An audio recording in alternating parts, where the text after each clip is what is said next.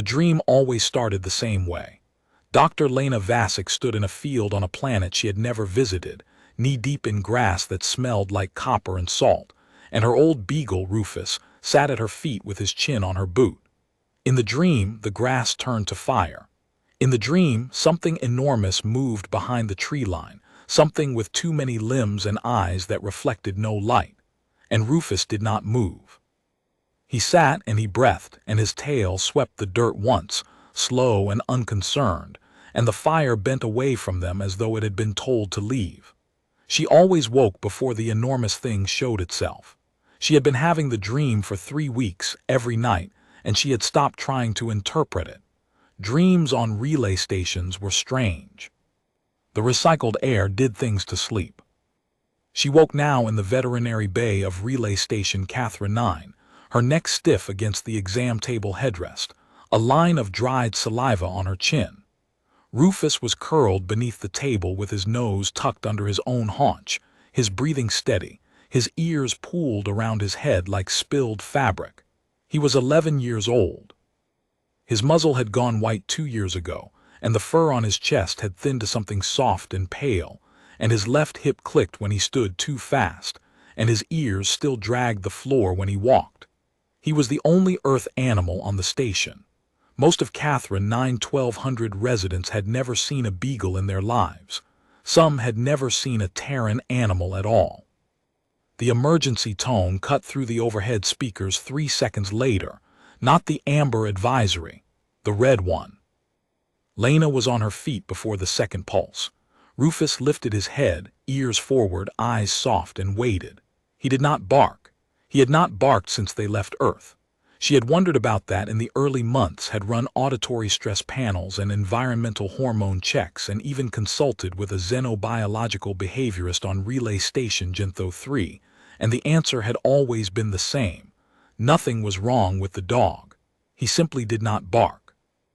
Base 7, the intercom said. The voice belonged to Station Administrator Gorin, a Kethvarii with a jaw wide enough to hold a melon, and a voice that sounded like it was being dragged through gravel. Kethvarii were amphibious, thick-skinned, slow to alarm, and Gorin was the slowest of them. The fact that his voice was tight meant something had gone very wrong. Dr. Vasic, Base 7, now. She pulled her medkit off the wall hook, clipped Rufus's lead to his harness, and walked. Base 7 was 3 corridors port side and 1 ramp down. The corridors were empty. That was wrong.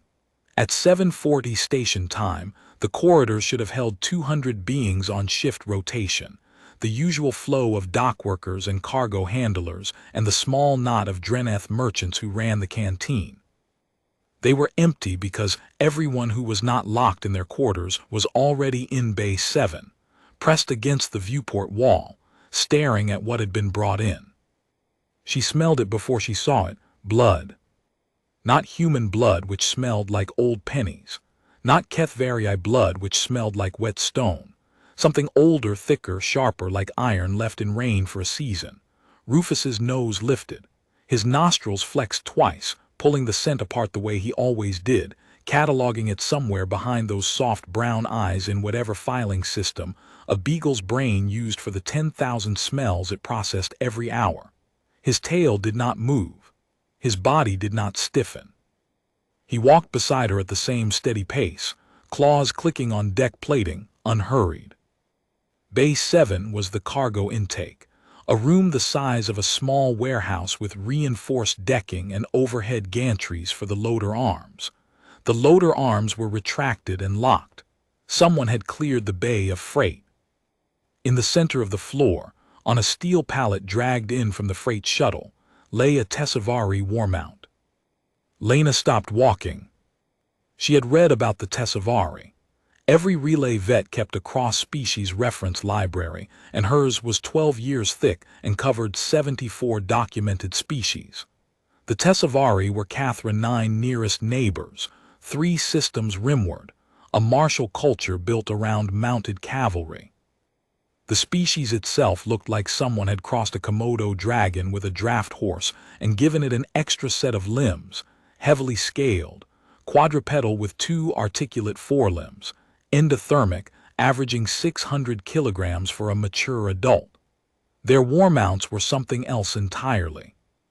Bred over millennia from a native apex predator, war mounts stood 9 feet at the shoulder, had a jaw pressure measured in tons, could put a claw through starship plating, and bonded to a single handler for life.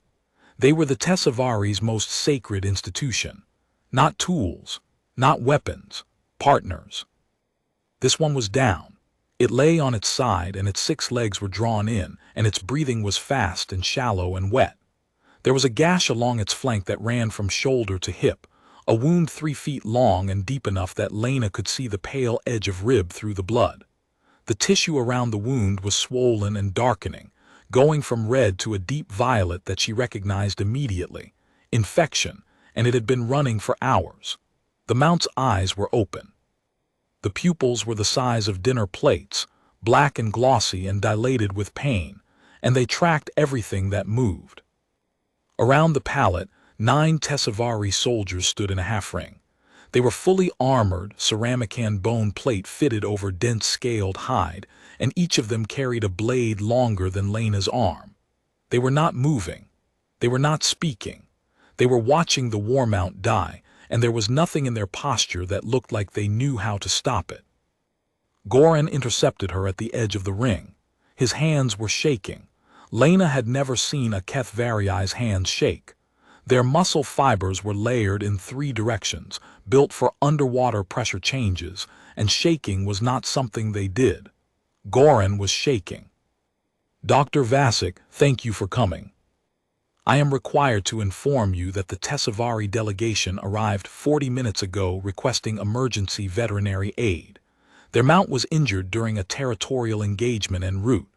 A hull breach during a skirmish with an unidentified raider, debris from a bulkhead. It is a command mount, a bonded animal, the most senior in their corps. I am also required to inform you that 3 of my medical staff attempted to approach it in the first 10 minutes. One of them is now in the infirmary with a fractured clavicle and a dislocated shoulder. The second has lacerations across both arms. The third was not touched. She saw what happened to the first 2 and withdrew. The mount will not allow anyone near it." "How many handlers does it have?" "1 Lieutenant Kethos," Goran pointed. The smallest of the 9 soldiers, standing closest to the mount's head, was looking at Lena with an expression she could not read through the helmet. But the hands were wrong. The fingers were curled in, tight, trembling, not from fear, from something worse than fear, from watching something bonded to you die and not having the skill to stop it. The mount is bonded to Kethos. Kethos can touch it, but Kethos is not a surgeon, and the wound is septic. My medical staff estimate that without intervention, the mount has less than 6 hours. Lena looked at the gash again. The necrotic margin was already 2 centimeters wide, dead cells darkening to black at the edges. She had seen wounds like this. She had treated wounds like this. Not on Tessavari war mounts, but on horses, on cattle, on a bull mastiff that had been gored by a fence post during a storm in Montana when she was 26 and still thought she might stay on Earth and run a practice out of a converted barn. The physiology was different. The vascular structure would be different. The infection profile would be foreign. But the principle was the same. Clean it, close it, keep the patient calm enough to let you. The principle was always the same. The problem was the patient. The war mount's head turned. It saw her. Its pupils narrowed to slits and then dilated again, a threat assessment cycle that any predator on any world would recognize. And a sound came out of its throat that was not a growl, not a hiss, something between the two, a deep tectonic vibration that Lena felt in her sternum and her teeth. It was the sound of a creature telling the room that it was still armed, still dangerous, still capable of ending anything that came within range, and that the pain was only making it angrier. Beside her, Rufus sat down. He did not pull on the lead. He did not stiffen. He did not lower his body or flatten his ears or show any of the stress signals that a frightened dog would display. He sat, and his ears hung, and he looked at the 9-foot apex predator the way he looked at thunderstorms and vacuum cleaners, and the station's cargo lift alarm, which was with the absolute indifference of an animal that had decided the noise was not worth getting up for. The warmount's head stopped moving. Lena watched its eyes. The pupils had fixed on Rufus, not on her, not on the 9 soldiers, not on Goran. On the small, white-muzzled Beagle sitting on the deck with his ears trailing the floor and his tail resting flat behind him, and his brown eyes offering nothing but the mild, incurious gaze of a dog who had smelled the room and found it unremarkable. "Dr. Vasek," Goran said, "what is that animal doing?" "Sitting," she said. She walked forward. She did not hurry. She kept the lead loose in her left hand and the medkit in her right, and she walked at the pace she used when she entered a barn with a spooked horse inside, the pace that said, "I am not hunting you, I am not running. I am just here and I am moving slowly because that is how I move." Rufus walked beside her. His claws clicked on the deck plating. Click, click, click, click, steady as a metronome. The rhythm of a small animal that had never learned to be afraid of large ones. The warmount's lip pulled back. 3 rows of teeth, each one the length of a human finger, serrated on the trailing edge, stained with the mount's own blood where it had been biting at the wound. The sound in its chest deepened. 2 of the Tesavari soldiers moved, hands going to blade hilts, and Lieutenant Kethos snapped something at them in Tesavari that Lena did not understand but whose meaning was perfectly clear. "Do not move." Lena stopped 6 feet from the mount's head, close enough to smell the infection, a sour chemical tang riding on top of the blood, close enough to see the muscle tremors running through the animal's neck, close enough to count the teeth, close enough to die if it decided to lunge. She set the medkit down on the deck, slowly, and straightened. Rufus walked past her. He did not look at the warmount's teeth. He did not look at its claws, each one as long as his leg. He walked forward with the absolute confidence of a dog who had decided that this was where he was going, and he stopped at the edge of the pallet, and he sniffed the air twice, pulling the mount's scent apart with the same professional thoroughness he gave to every new smell, and then he lay down. Not beside the mount, not facing the mount. He lay down with his back against the mount's jaw, his spine pressed against the curve of its lower mandible, and he set his chin on his front paws and closed his eyes. The warmount stopped growling. The silence in Bay 7 was so sudden and so complete that Lena could hear the station's ventilation cycling 2 decks above. She could hear the hum of the overhead lights. She could hear 9 Tesavari soldiers breathing in their armor. Goran's mouth was open. Lieutenant Kethos had taken a half-step forward and then stopped, one hand raised, as if reaching for something that had already passed. The warmount's head settled. Its jaw relaxed against the deck, and the tension in its neck went out like a wire cut, and its breathing slowed from the fast shallow panting to something longer, deeper, steadier. One of its forelimbs, the one closest to Rufus, uncurled. The claw tips touched the deck an inch from the Beagle's tail. Rufus's tail moved once. A single slow sweep across the plating. The claw did not retract. Lena opened the medkit. "I need light," she said. Her voice was steady. It was always steady. "I need clean water, warm, not cold. I need whoever has surgical clamps on this station to bring them to me in the next 90 seconds. I need sterile saline, at least 4 liters. And I need everyone who is not helping to leave this bay." Goran stared at her, then at Rufus, then at the 9-foot apex predator that had hospitalized 3 of his staff and was now lying still with a Beagle pressed against its throat, breathing slowly, its pupils wide and calm. "You heard the doctor," he said. The bay emptied. Most of the soldiers retreated to the corridor, hands still on blades, watching through the viewport. Kethos stayed. Goran stayed. 2 of the older soldiers stayed, positioning themselves at the far wall, motionless. 2 techs came back within a minute carrying a portable surgical array, a crate of sterile saline, and a field-grade illumination rig. They set everything down 10 feet from the pallet and left again without being asked. One of them looked at Rufus on the way out, and his face had the expression of someone trying to reconcile what his eyes were seeing with what his brain had been told was possible. Lena worked. She started at the shoulder end of the gash, where the tissue was least compromised, and she cleaned it in sections. Warm saline, gentle pressure, working the debris out of the wound bed with swabs, and then with her fingers when the swabs were not precise enough. The mount flinched at the first contact. Rufus shifted his weight against its jaw, pressing closer, and the flinch subsided. She cleaned another section. The mount's legs twitched. Rufus breathed. The twitching stopped. She could not explain it. She did not try. She had seen horses calm under a barn cat's presence, their heart rates dropping by 20 beats when the cat climbed into the stall.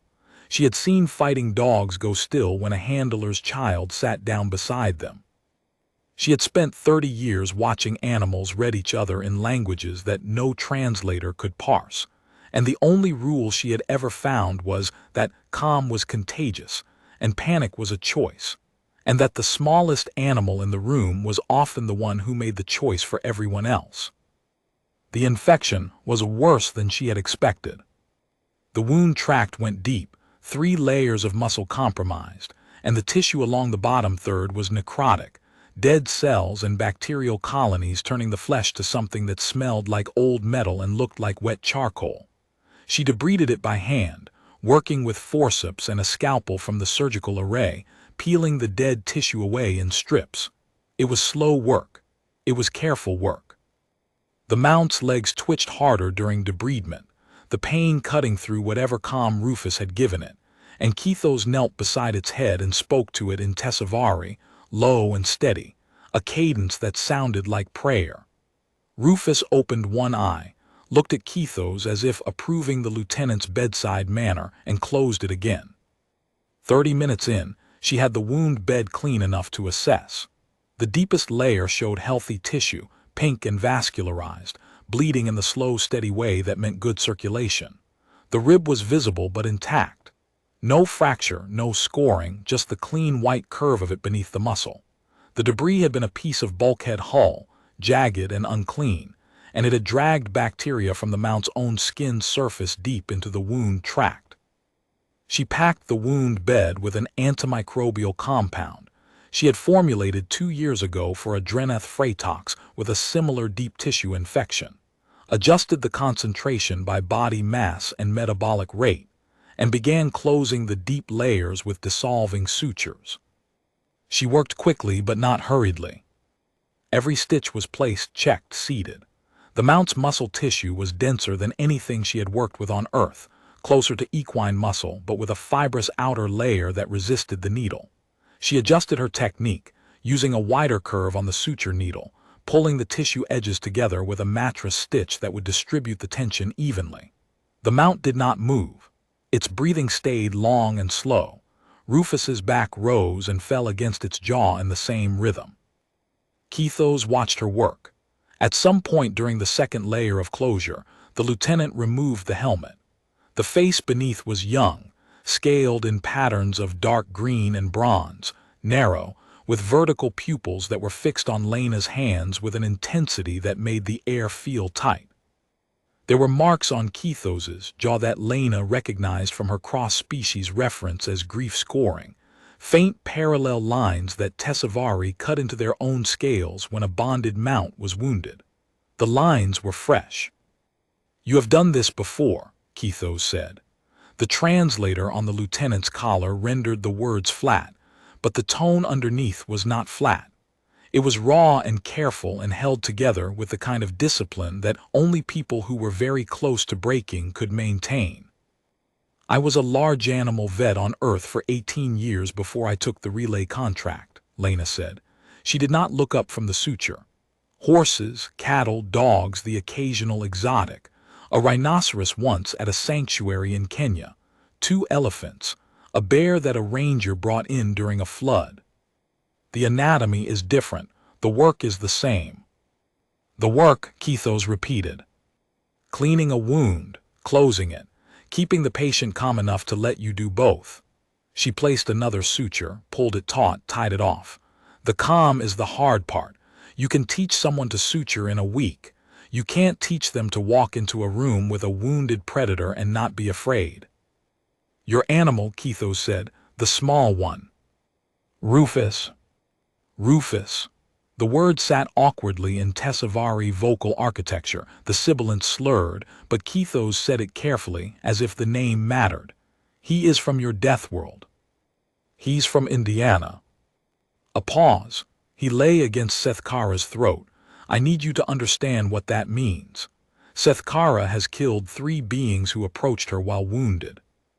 Not in aggression, in reflex. A wounded mount cannot distinguish threat from aid. It is instinct. She has a bonded handler, which is me, and she will accept my touch because our bond overrides the reflex. She does not accept contact from unbonded. She does not accept contact from non-Tessavari. She does not accept contact from anything that is not kin. And your animal walked up and lay against her throat, and she chose to let him stay. Lena pulled a suture tight. Maybe she made an exception. Tessavari war mounts do not make exceptions. They are not domesticated. They are bonded. There is a difference. Lena looked at Rufus. He was asleep. His side rose and fell in the slow rhythm of a dog who had found a warm spot and intended to stay in it for the foreseeable future. His back was still pressed against the warmount's jaw. The warmount's forelimb was still extended, the claw tips resting near his tail, not gripping, not threatening, not doing anything but being there, as if the 9-foot predator had put its hand next to the sleeping dog because it wanted to know where he was. Maybe he told her something, Lena said. Keithos stared at her. Lena went back to suturing. The outer closure took another 40 minutes. The skin layer tissue was the densest, a scaled dermal plate that required a bone-grade needle and more force than Lena's hands could sustain continuously. So she worked in intervals, closing a section, resting her fingers for 30 seconds, closing the next. She used a skin-bonding adhesive for the final seal, a flexible compound that would move with the mount's breathing and hold for the 6 to 8 days the underlying tissue needed to knit. When she stepped back, the wound was a clean line, sealed and packed and dressed, running from shoulder to hip like a seam on a well-made garment. It was not pretty. It was functional. Lena had never cared about pretty. The war mount lifted its head. Every soldier in the bay reached for a weapon. Lena did not move. Rufus did not move. The mount's head swung, slow, heavy, and its eyes found Lena. The pupils were wide again, not the panic dilation of a wounded animal, but something calmer, something that sat behind the glass of those black eyes like a lantern behind a window. It looked at her. It looked at Rufus. Then it set its head back down and exhaled, a long, slow breath that moved the fur on Rufus's ears, ruffling them gently, and the beagle's tail swept once in response. She will need to stay down for 48 hours minimum, Lena said. No standing, no walking, no stress on the core muscles. The wound needs time. I'll check the dressing every 8 hours and adjust the antimicrobial if the cultures come back showing resistance. She needs food, something soft, whatever she normally eats, processed to a consistency she can swallow without straining her abdominal wall. Keithos was looking at her with that same expression. You have just treated a Tessavari command mount, a Class 9 apex predator bonded to a warrior house, with hand tools and a beagle. I treated an animal that was in pain, Lena said. Everything else is paperwork. The next 48 hours were the longest Lena had worked since residency. She slept in Bay 7. She moved a cot against the far wall and slept in 2-hour intervals, waking to check Sethkara's vitals, change the dressing, monitor the wound site for signs of rejection or reinfection. The station's medical database had no Tessavari veterinary data, so she built her own baseline, taking temperature readings every 4 hours, monitoring respiration rate, tracking the wound margin for color changes. She synthesized a second batch of antimicrobial compound when the first batch ran low, adjusting the formula based on the culture results that came back at hour 12, showing a gram-negative analog she had never seen before, but whose cell wall structure responded to the same enzymatic approach she had used on resistant equine infections. Rufus slept under her cot at night and against Seth Kara's flank during the day. The mount did not object. By the 12-hour mark, Seth Kara had shifted enough to curl one forelimb around the space where Rufus lay, a loose protective arc that enclosed the Beagle like a wall of scaled muscle and claw. When Rufus stood to drink water or eat the kibble Lena kept in her kit bag, Seth Kara's head would track him, those enormous black eyes following the small dog across the bay with an attention that was not predatory. It was the opposite of predatory. It was the attention of a creature that had decided something small was worth watching over. Goran came by at hour 16 with a cup of coffee and a report. The Tessavari delegation has formally requested an extension of their docking permit. Keithos has informed the station council that Seth Kara's recovery is the delegation's sole priority, and that all other matters, including the trade negotiation they were traveling to attend, are suspended indefinitely. The delegation's commander, a Tessavari named Dreskov, wants to speak with you. About what? About your Beagle.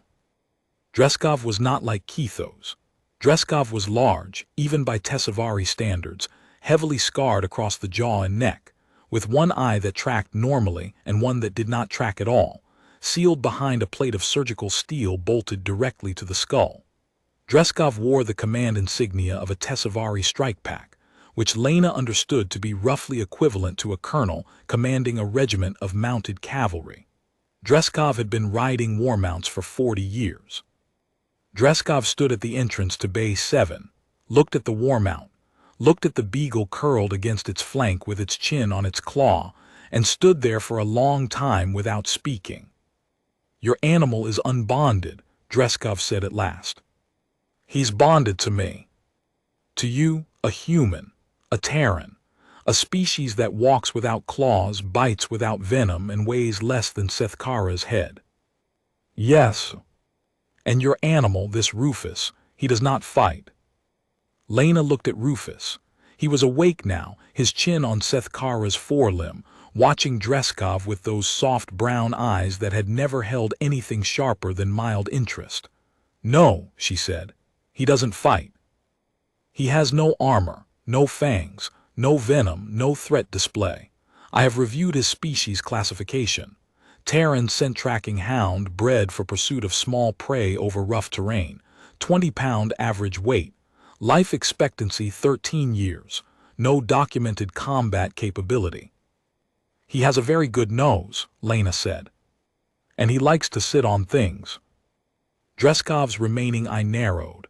The steel-plated one did not move. "Seth Kara has bonded to him, you understand this. A Tessavari command mount does not form secondary bonds. It is not done. It is not in their physiology. The bond is neurochemical, exclusive, formed once, and it does not extend. And yet your animal lay against her throat while she was wounded and armed and in reflex-kill state, and she chose to let him stay. And now she holds him while she sleeps, and her vitals are more stable than they have been in the 6 hours before you arrived." Lena did not have an answer for that. She had hypotheses. She had 30 years of veterinary intuition that told her animals communicated things that instruments could not measure, that calm was a signal as clear as a growl, that a creature in pain could recognize another creature that meant no harm with a speed and certainty that made clinical diagnostics look slow and stupid. But she did not have an answer she could put in a report. "I don't know why she let him stay," Lena said. "I know that he's calm.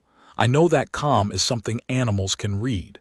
Every animal on every world I have ever worked with can tell the difference between a being that is afraid and a being that is not.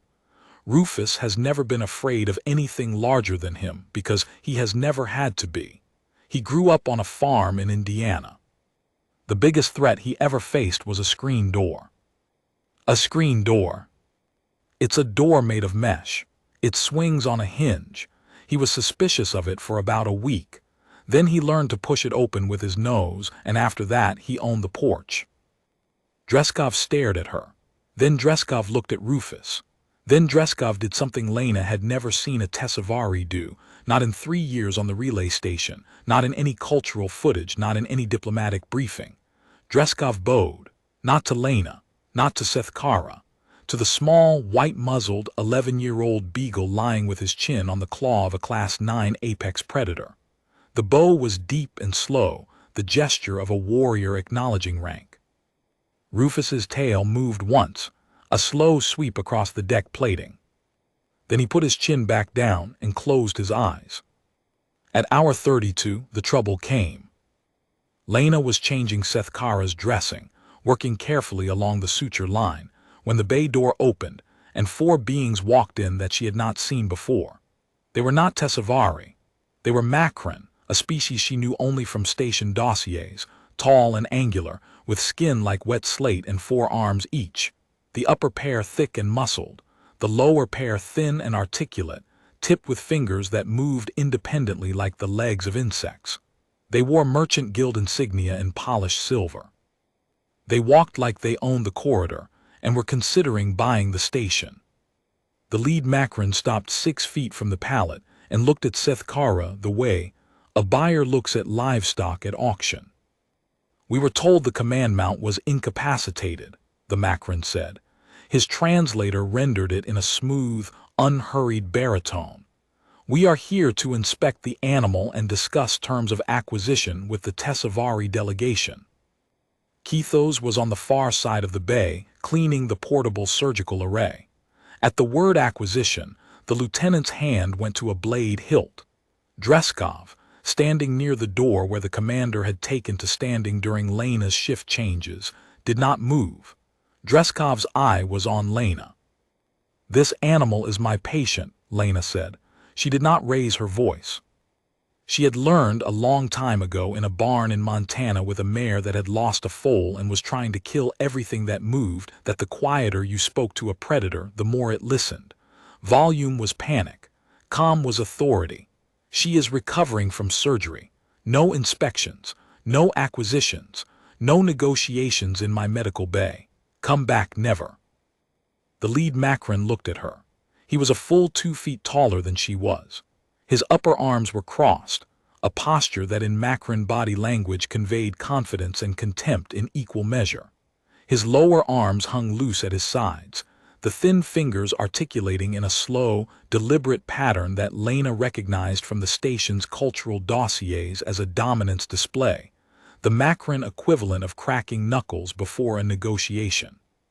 "You are the veterinarian." "I am." And the small animal, his head turned toward Rufus, the lower fingers stopped their display.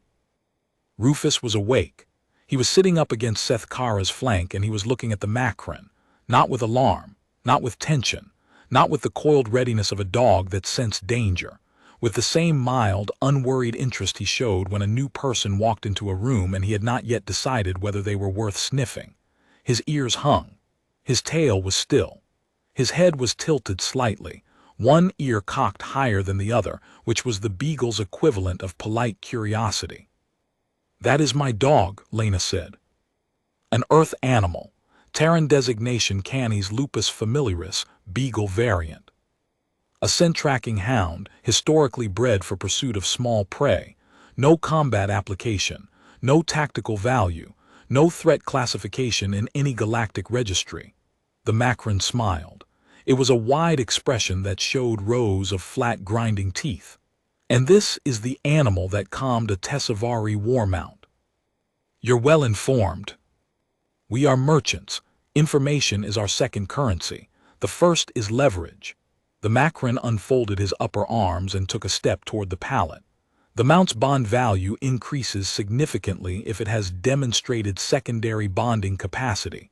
The precedent alone is worth a research contract. Our consortium would be interested in acquiring both animals for study. We would offer fair terms." Rufus tilted his head the other way. Sethkara opened her eyes. The sound that came from the war mount was not the deep tectonic vibration Lena had heard before. This was something else. This was lower, quieter, a frequency that lived beneath sound. in the range where vibration became something felt in the bones rather than heard in the ears. It was the sound of 9 feet of apex predator telling a room that something had entered the space that should not be there. It was not loud.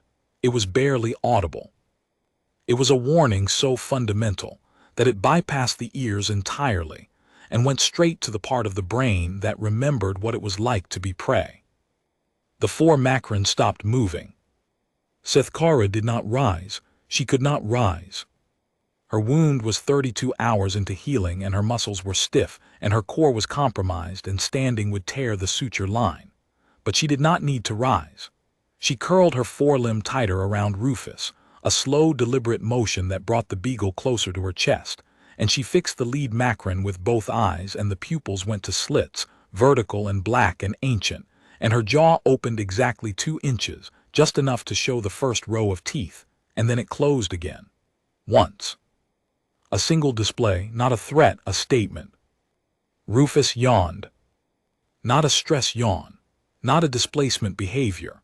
The yawn of a dog who was comfortable and warm and who had decided that whatever was happening did not require him to stand up. His mouth opened wide, his tongue curled, his eyes squinted shut, and then he settled back against Sethkara's chest and put his chin on her claw and looked at the Macron with the expression of an animal who had assessed the situation and found it boring. The lead Macron took a step back. Lena watched it happen. She had seen it before on Earth 100 times in barns and pastures and examination rooms. The moment when a predator encountered something that was not afraid and could not process the information. Fear was a language every species spoke. It was readable, predictable, actionable. Calm was not. An animal that should be afraid and was not afraid was an animal that knew something you did not. And the not knowing was worse than any threat display, because a threat you could see was a threat you could measure, but a threat you could not find was a threat without edges. "Get out of my bay," Lena said. The Macron looked at her. He looked at Sethkara. He looked at the 11-year-old Beagle with the white muzzle and the drooping ears, who was resting his chin on the claw of a Class 9 apex predator as if it were a pillow, and whose expression communicated nothing except the mild, untroubled certainty that everything in this room was going to be fine. "We will discuss terms with the station administrator." "You will discuss terms with yourself," Dreskov said from the doorway. The Tesavari commander had not drawn a weapon, had not raised a hand, had simply stepped into the center of the exit and stood there, filling it, 600 pounds of scarred scales and surgical steel, and the quiet authority of someone who had been killing things longer than most species had been spacefaring. "The mount is Tesavari. The Beagle is the doctor's. Neither is merchandise. Neither will be discussed. Leave this station before I forget that you are guests, and remember that I am a soldier." The Macron left. They did not look back. Lena exhaled. Her hands were steady. They were always steady. 30 years of surgery had given her that, the ability to hold a scalpel still while the world around her went sideways. She looked at Sethkara. The Warmount's pupils were dilating again, the slits widening to circles, the tension leaving her neck. She looked at Rufus. He was already asleep. Kethos crossed the bay and stopped beside Lena. The lieutenant's helmet was off. The young face was looking at Rufus with an expression that Lena could now read, after 32 hours of proximity and shared crisis. It was the expression of someone who was watching something they had been told was impossible and realizing that the impossibility was not in the thing but in the telling. "On Tesova," Kethos said quietly, "there is a concept. Sothic now. It has no clean translation. The closest approximation in Terran standard is bond of silence. It is what happens when 2 beings understand each other without signal, without threat, without display, without any of the mechanisms that our behaviorists say are necessary for cross-species communication. It is considered the highest form of kinship, higher than blood, higher than combat bond, higher than the bond between mount and rider. It has never been documented between species. Our scholars say it cannot occur between species because the neurochemistry is species-locked." Until now, Lena said. Keithos looked at Rufus. Rufus was asleep, his back rising and falling against Seth Kara's chest in the same rhythm as the mount's breathing. And for a moment, the two animals looked like a single creature, breathing together, resting together, two predators from two death worlds who had found in each other something that did not need words or signals or displays.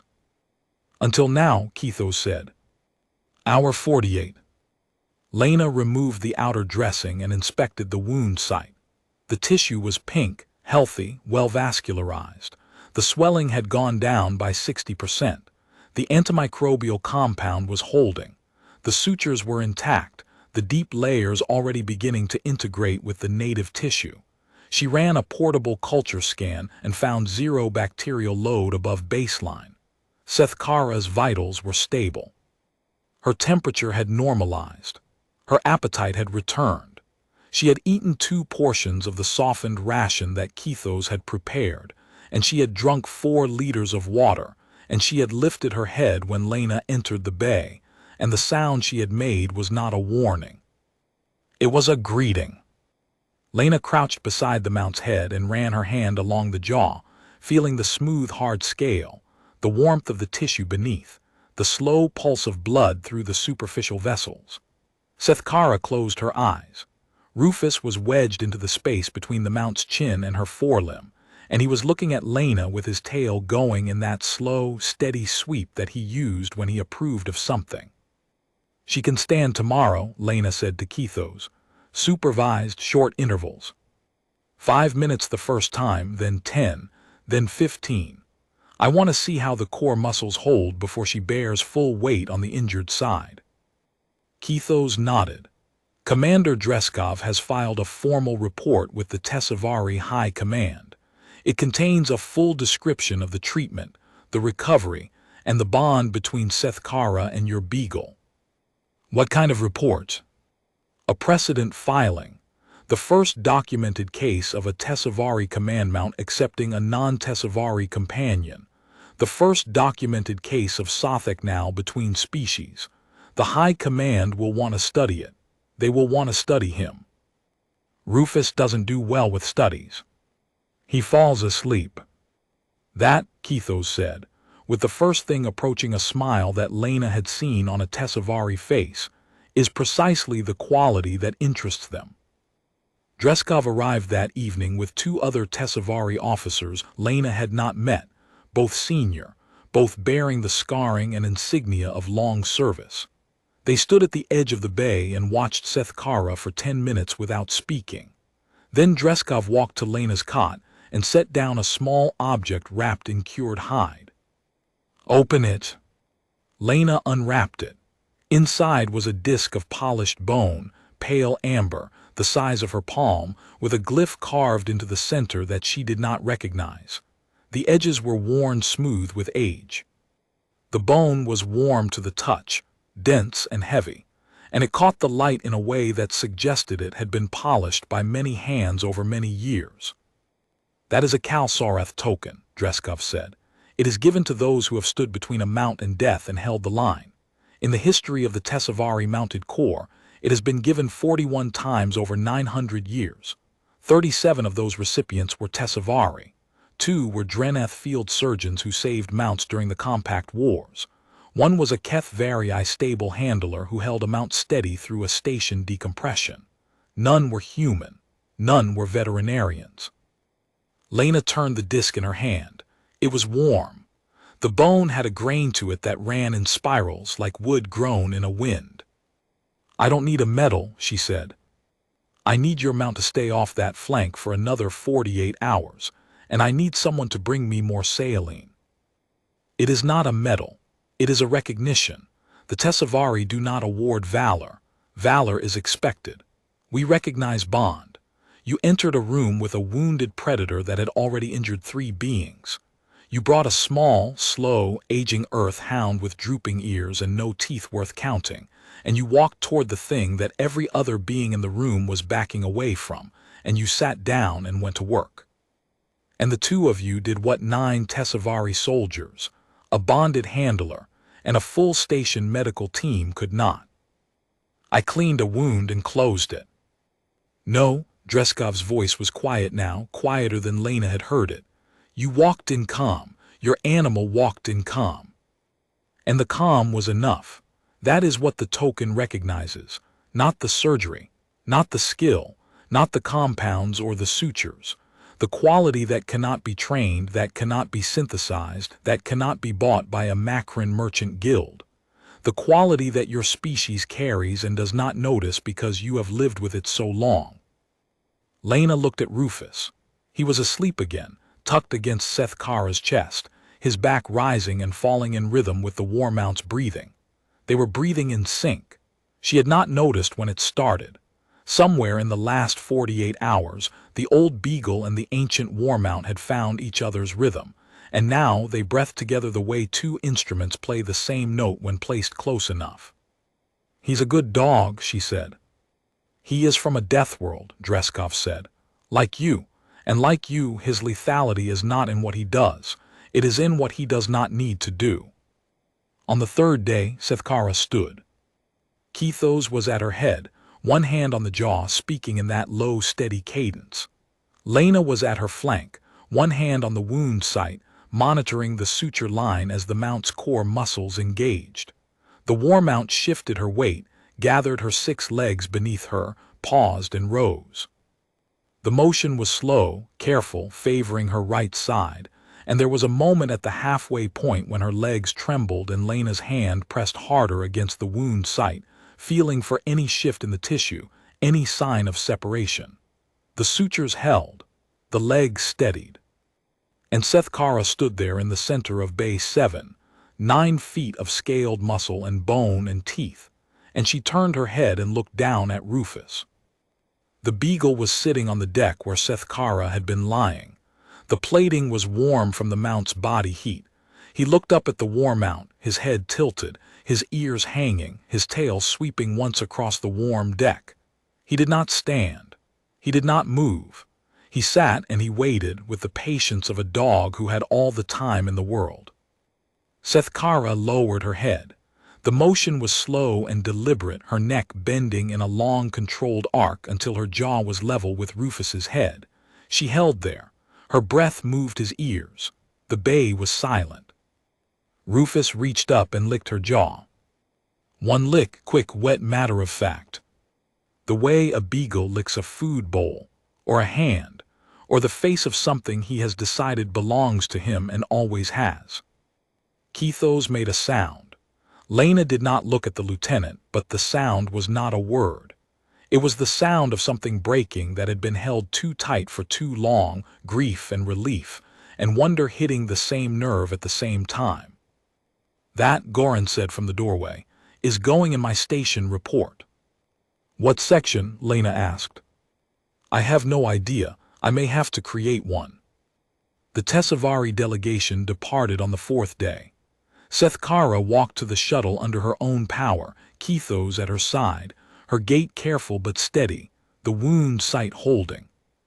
Lena had given Kethos a detailed recovery protocol, a supply of the antimicrobial compound, 3 pages of handwritten notes on wound care, and her personal frequency in case the sutures needed monitoring.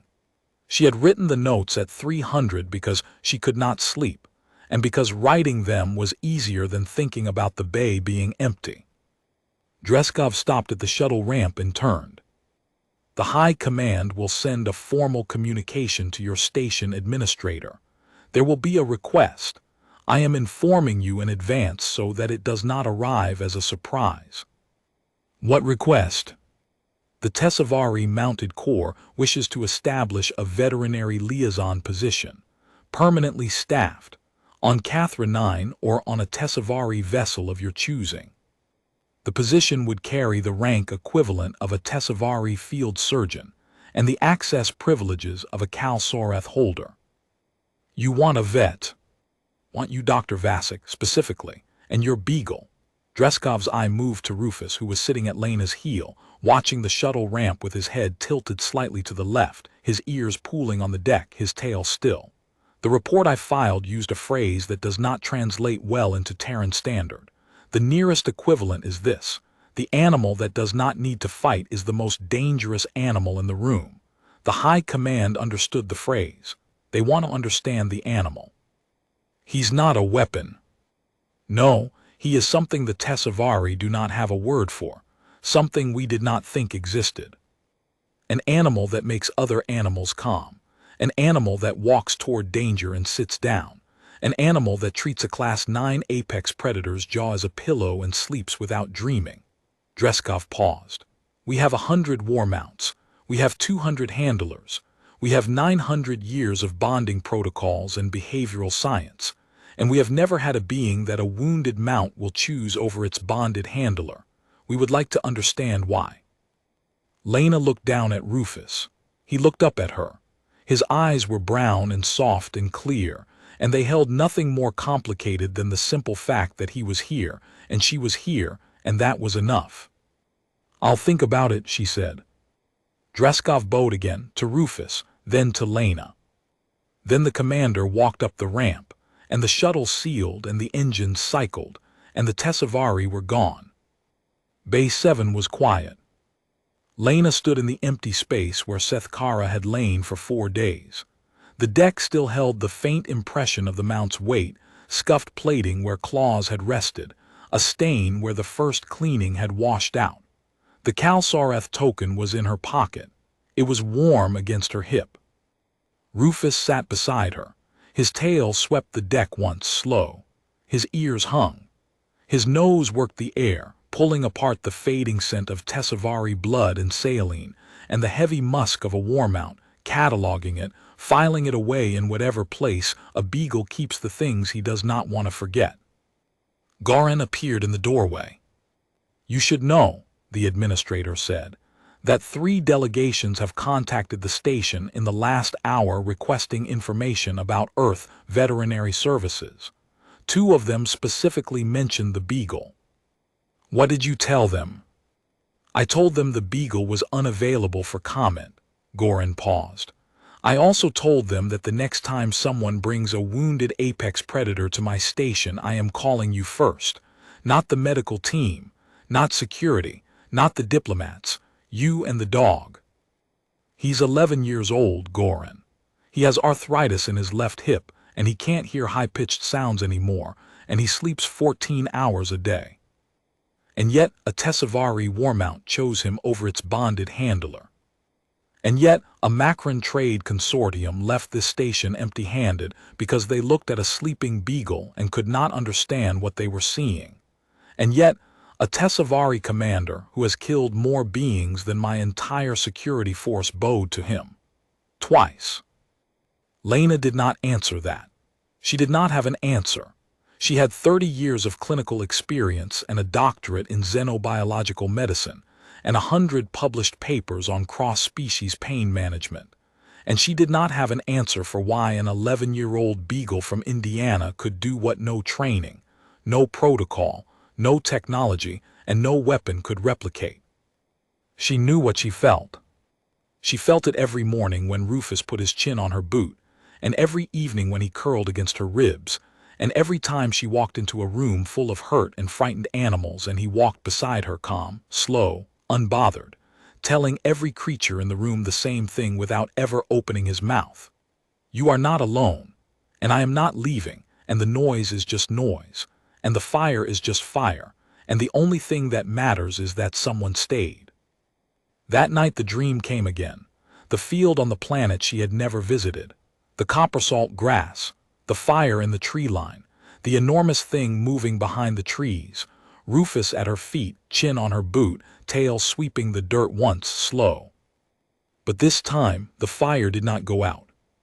This time the enormous thing stepped out of the tree line, and it was Seth Kara, 9 feet of scale and muscle and teeth, and she walked across the burning field, her wound healed, her eyes calm, and she lay down beside the beagle, and the 2 of them breathed together, and the fire turned to light, and the light was warm, and Lena stood in the center of it and understood that the dream had never been about the fire.